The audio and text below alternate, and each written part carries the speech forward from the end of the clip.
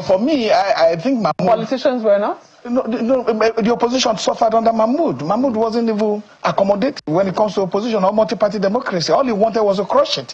The high adversary was much. Look, Mahmood spent 10 years in the commission. Leaving that place, longest chairman. Leaving that place, you'd have seen the lowest of the junior staff and all the staff celebrating. You know, what you see was an elitist escort to protect him from the anger that was in the commission. The high-handedness was much. There wasn't any interaction, any essence to build capacity for staff. There wasn't any, interest in trying to uplift the spirit of the commission. And when you talk about the commission is independent National Electoral Commission. Primary duty is to undertake, to conduct and organize election.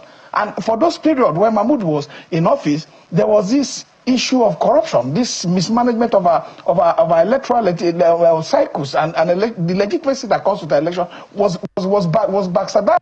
It was a disastrous period for us. If you look at the Edo State election, you discover that there were 2 result sheets under Mahmood. And they said they're not printing the result in Nigeria. Is that why the problem has now become that the fact that politicians now, get insight into what the INEC will do on election day?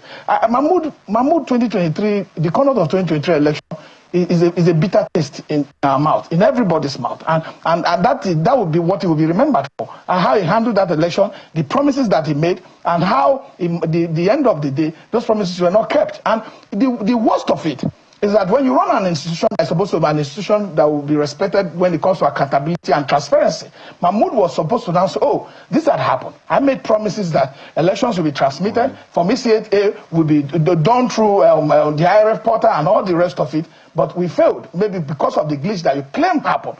The glitch, we do not know how it was manipulated, whether it was deliberately manipulated, which is what I suspect. You should have set up an independent body, an investigative independent body, to come and look at the issues and look at this and report to Nigerians whether these were not human harm that have decided that our elections should not follow the dictate of our people's aspirations and interests. So for me, Mahmood's tenure damaged the multi-party democracy we have, where he pushed and invested so much energy in Section 225A to undermine. Look, where are the parties speaking? They have weakened the party structure. He has weakened everything that has to do with them.